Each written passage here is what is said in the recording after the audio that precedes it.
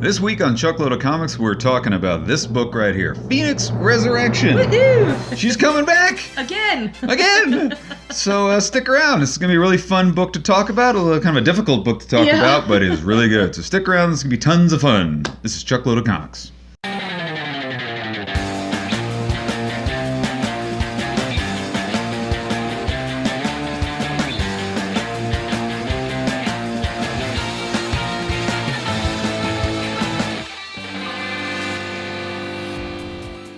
Hello and welcome back to Chuckload of Comics. I'm Chuck Lindsay. I'm Shauna Lindsay. It's back. It's happening, people. Phoenix Resurrection is finally dropped. Marvel's been teasing this book for a little while. Mm-hmm. It's going to be a 5-run weekly book. That's cool.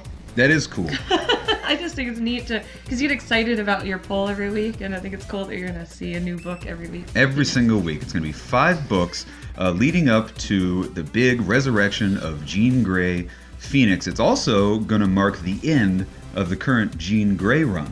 Oh. The book that is, if you didn't know that, the book that's currently running Jean Grey about the young Jean Grey that comes back from back in time.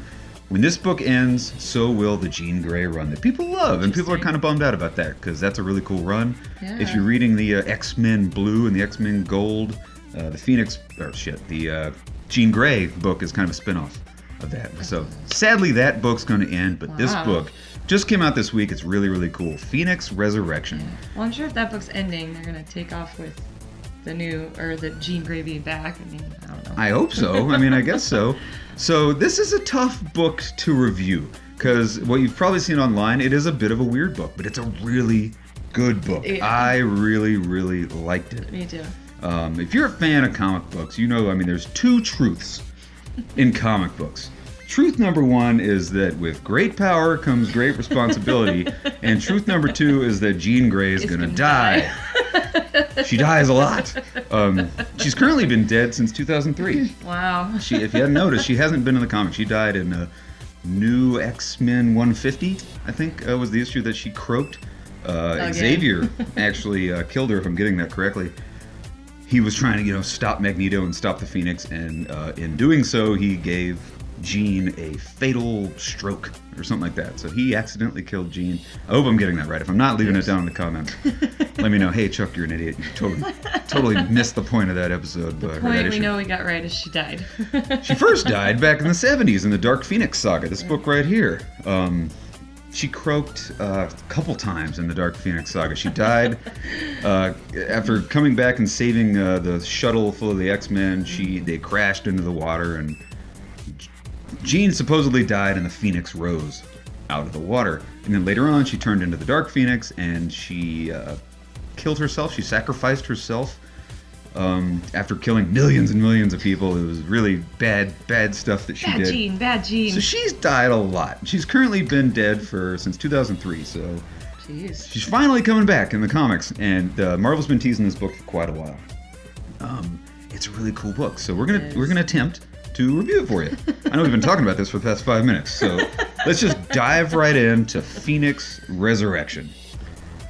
I liked this book even better than the Marvel Legacy book. Yeah. The Legacy book came out, a couple months ago, and it was a really cool book. There was tons of content in it. There wasn't much of a story to it, though, whereas this book gives you lots of action. You get to see a lot of familiar characters. Yeah. So it starts out in a kind of a weird way. You see these little kids who come across these other little kids who are dead, laying in the ground, blood coming out of their heads. And then one of them starts saying something, what do they say? We're better off dead, but they're saying it backwards. Yeah, I missed that completely. I thought it was just gibberish, but it's called We Were Better Off Dead. Yeah, a bunch of little kids talking some crazy gibberish and weird mutant activity going on at the beginning of the book. So then what you see is the X-Men come to investigate this weird occurrence with these dead children. Yeah, and it's the old school X-Men. It's like all of them together. It's awesome to see that. I feel like we haven't seen that in a book in a while. It's Nightcrawler, it's Cyclops, it's Kitty Pryde, Old Man Logan, Rogue, Magic, Rogue. You see all the classic X-Men characters come to investigate. Old Storm with her little black headdress on. Long white hair. Looking badass. So all the X-Men come to investigate this weird occurrence. So they have a big meeting. They have a big X meeting, which again was really cool to see all these people together, saying, okay, what is this weird occurrence? Basically, what happened with Cerebro, they monitored this strange dead kid thing, and they have a meeting. I know I'm kind of rambling a little bit, because again, it's kind of a hard one to review. Yeah. So they meet, and ultimately they figure out there were 3 strange occurrences around the world. With the same reading. With the same weird mutant reading that they got for this, when this kid thing happened. So they decided to make 3 teams. And they send these 3 teams out to investigate. They send them to, the middle of New York, like Midtown Manhattan. North Pole. The North Pole and France. In France, yeah. Some monastery in France that they're like checking out. So that's kind of where the book, the guts of the book, the middle of the book is these 3 teams going out investigating these weird Cerebro readings of this new mutant thing. This new mutant reading. And it's a killer action-packed book. So in the guts of it, they tell the story of the team that went to the North Pole.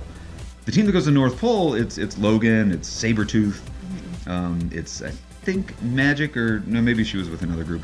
So they go out and they encounter young Wolverine. Yeah. Young blue and gold Wolverine pops up out of the snow, and they get in this big fight. There's a lot of great action in this scene. So that's going on in the North Pole. Group number 1 fighting young Wolverine. Group number 2 that's in France. What do? They encounter Seamus Mellencamp. He's like this lizard man. And the Rogue fight. He was an acolyte, one of Magneto's acolytes, one of the Brotherhood of Evil Mutants. He was one of them. So they get a big fight with Seamus Mellencamp. And the third group that goes to New York City. They go to the old Hellfire Club, and they encounter the old Hellfire Guard. The thing about all these people that they're encountering, they're all dead. Yeah. They're fighting these people who aren't supposed to be there. They're all supposed to be dead. Wolverine and Seamus and the Hellfire Club, and it's all supposed to be gone, but somehow they're all back. And there's amazing action, incredible art, fantastic writing. So that's kind of the guts of the book. Is those 3 things going on at the end, or in different places. Then it cuts to the end of the book, which is the really, really, really weird part. It cuts to this diner out in Anytown, USA. Yeah, which I think is the same town that the kids are in to begin with, right? Or no? I didn't notice that. Is that true? I thought so. Maybe not. Probably not. So you get to this diner, and the waitress of the diner is adult Jean Grey. Her name's Jean. It says Jean right on her name tag. Red hair. It's got to be Jean Looks Grey. just like her. You're reading it, and you're like, what the hell is this? Jean's a diner waitress in like small town USA.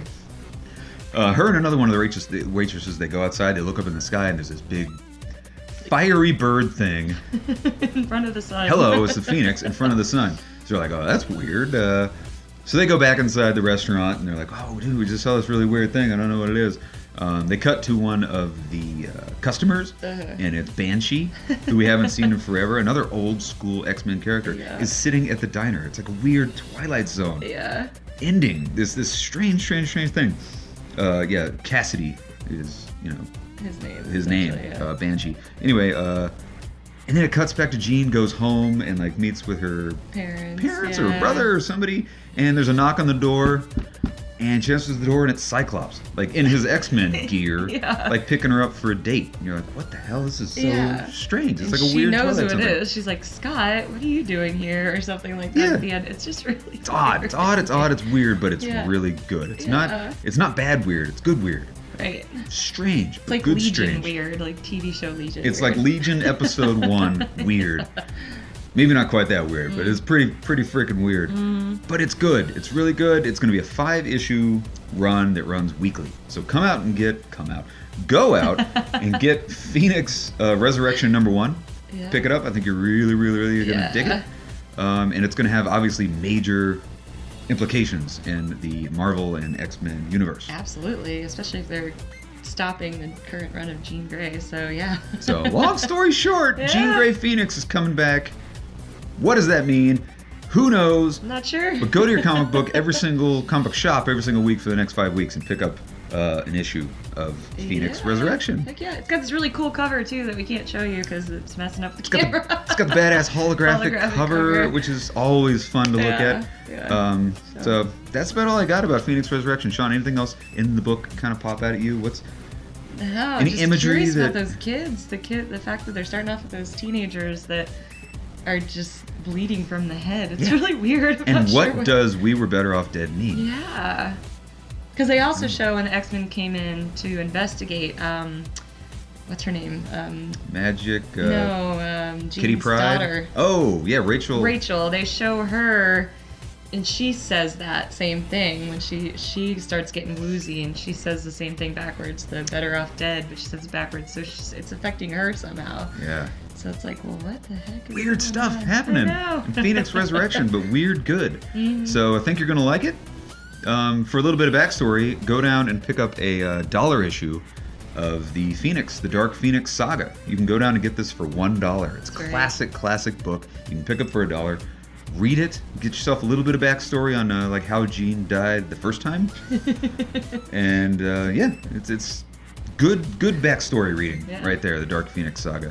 That's about all we got, I guess.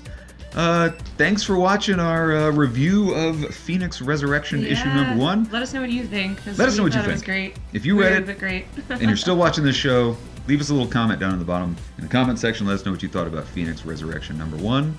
And join us here every week. We're going to be talking about comic books and fun stuff like that, movies, TV shows. Click that subscribe button if you're still watching. And we really appreciate you watching. Yeah. Hope you're having a happy new year. We took a nice little break around the holidays, and we're back. 2018 is going to be great, people. Baby, we're back. I'm excited about Me 2018. So anyway, thanks for watching. We'll see you here next time. Have a nice day. Bye-bye. Hey guys, thanks for watching. We got a lot of other good shows on the YouTube channel, so check them out. We got like that one and that one.